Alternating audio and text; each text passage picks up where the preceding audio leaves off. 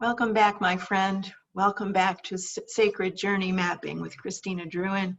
I'm Christina Druin, and I am your facilitator and guide, and it's my great honor and privilege to be able to work with you on this deep work of discovering who you are, what you stand for, what your purpose is, what the issues are and challenges and opportunities you face and have opportunity to take advantage of, what the vision might be that the divine has in mind for your future, and what your success milestones, promising pathways, and inspired action steps might be to get you there. So thank you for joining session 2. This session is about mission, your mission. This is the second of 7 sessions, and we'll be talking about principle 2 and practice 2 in this session. But before we do, I'd just like to center ourselves, take some deep breaths, and we're going to say a prayer of divine intervention. So let's just breathe.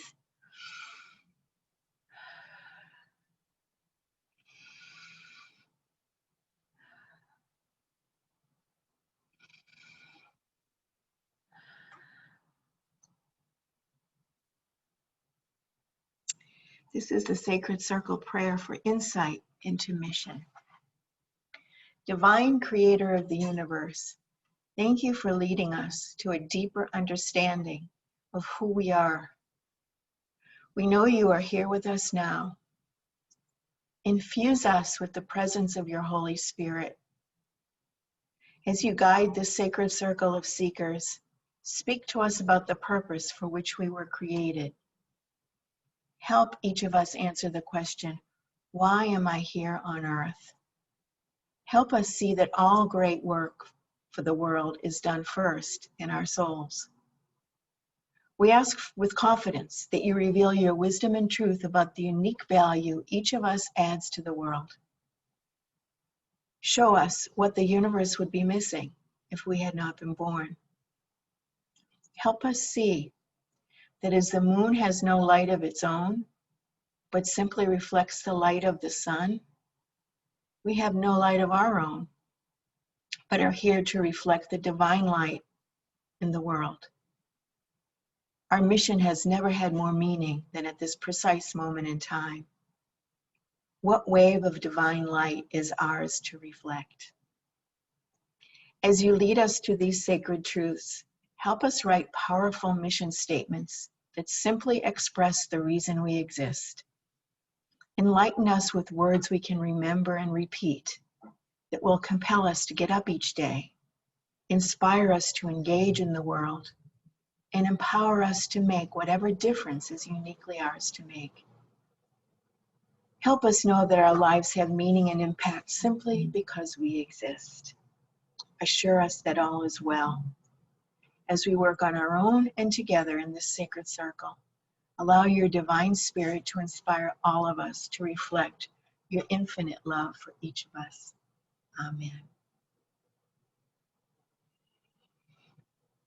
So as you heard that, and perhaps are looking at it on your screen or in your hand in a printed version, I'm wondering what words jumped out at you. What words or phrases suggested something to your spirit, spoke to your soul or to your heart. When I've done this work in the past, and this particular prayer in the past with sacred circles, so many times the question that people, that resonate most with people is the question, why am I here on earth? Why am I here on earth? It's sort of the existential question of a lifetime. And I applaud your taking time to think about that and to actually do the deep work of discovery and discernment to help figure out exactly what that answer is for you. So keep in mind that the principle that informs this particular practice, the spiritual principle behind the practice of claiming your mission, is that your life has meaning and impact simply because you exist. That's a spiritual principle. So the idea here underneath that principle is that even if you did nothing with your life would have value because you are a child of God. So that the creator of the universe created you out of love and to make a contribution to this world that is uniquely yours to make. And the discovery process of defining your purpose, discerning your purpose is, okay, what is that difference that is only mine to make? So from the secular sense, the practice itself is discovering mission. As you think back on the hierarchy of our strategic planning model, you remember that the work you did in core values is one half of the core identity that informs your entire sacred journey map. The other half of that core identity is your purpose. So the work you've done in values has answered the question, what do I stand for? And now the work you're going to do in mission is going to answer the question, what is my purpose?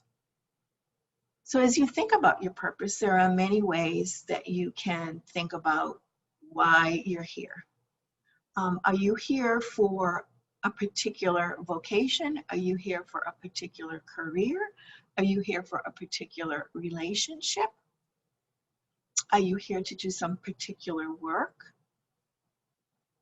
That's your discovery. For me, when I was doing this work, I discovered that it wasn't about my career or my particular occupation or my vocation. I was first a teacher, and then a wife and a mother, and then a missionary. Well, when I stopped teaching, was my purpose over? When my husband catastrophically died 12 years ago, and I was no longer a wife, was my life and purpose over? When I was called away from the mission field in Africa and Honduras, were my life and purpose over? No. I had a higher purpose. I had some purpose that sat above all of those strands of my life. And that's what I want you to discover in this work. That's what I want you to find out. I want you to find out, what do you deeply and profoundly care about? What do you have a passion for? Where can you make a difference in this world? And where do all of those elements converge? What does the world need that you have? Where is your passion? And where are your gifts? And all of those intersect, and in that point of intersection, that sweet spot, is where you're going to find your mission. So there are some exercises that I'd like you to engage in, and some exercises that you're going to think about where you're enjoying life, where you're making a contribution, where you've contributed to your own satisfaction in your own life today and over the next several days, where you've contributed to other people's lives today and over the next few days, where you've seen the divine in the world, where you've stepped out of your comfort zone. These are all things that you're going to think about as you think about what your purpose is. And what I'd like you to do is, I'd also like you to think about it in terms of a statement, and a statement that is memorable and compelling. Less than 25 words, can't be more. It's not a paragraph. It's not a bulleted list. It's a sentence. And it's a sentence that has less than 25 words and as few punctuation marks as possible, and answers the question, why do I exist? Now, the work you've already done in core values is going to inform that mission, because the work you've done in core values answers the question, what do I stand for? And what you stand for informs why you exist. So they're related, and you're going to connect these two in this exercise. So when you're doing your test of your mission statement, you're going to ask yourself, does this flow from core values? Does this statement that I've created flow from core values? Does it answer the question, why do I exist? Not what do I do? That's the difference between the career piece and the vocational piece that I spoke about, and the purpose piece. So if you're answering the question, what do I do? My guess is you're probably going down the career path, the vocational path, the work path, the relationships path. Think about, why do I exist versus what do I do? And you're more likely to come upon the reason for your existence versus how you live that out. So you're going to make sure that your mission statement flows from your core values, answers the question, why do I exist? Is understandable. Don't use complicated words or language. This, doesn't need to be esoteric at all. It really needs to be accessible. You should be able to repeat it. It should be compelling. You should be able to say, you should be able to put it on your mirror and repeat it every day, because it will give purpose and meaning to your life. So it answers the question, why do I exist? Flows from your core values, is compelling, is memorable, and is enduring. So it's not going to change every year, every 2 years. It's not going to change when you change careers or move out of state or a relationship ends. No, this is enduring. This is your purpose that's transcendent of circumstances. And that's what I'd like you to find. And you're going to do that by creating a word bank of words that excite you, things that you like, things that you feel you're contributing to.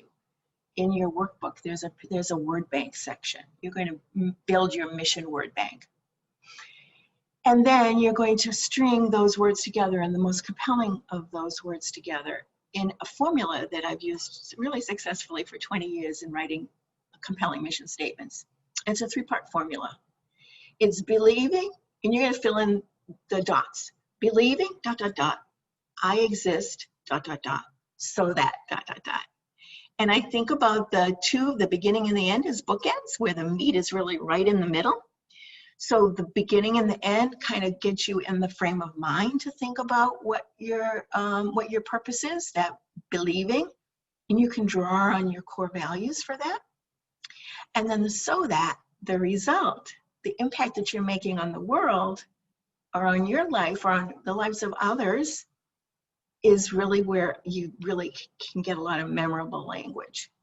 But you can choose to, my suggestion is that you use the formula to create your draft mission statement, and then decide if it's too lengthy or if it becomes too complicated, to just go in with a scalpel and pull that middle section out, and that can become your final draft.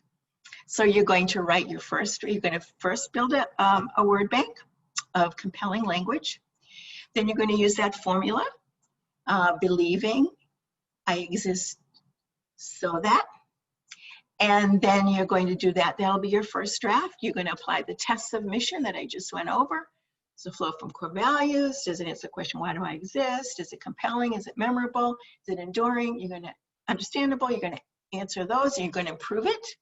And then you're going to come up with a final draft mission. Now, I know this seems like a lot, and it's really deep work, but I assure you it's worth it, because the whole rest of your sacred journey map is dependent on these first 2 pieces, 100%. You don't know what your issues are unless you know what you stand for and what your purpose is. So most strategic plans are in the business world, strategic plans, in our world sacred journey map would be solved. You need to solve for something. You don't know what you're solving for unless you know what is challenging your ability to live your values and serve your purpose.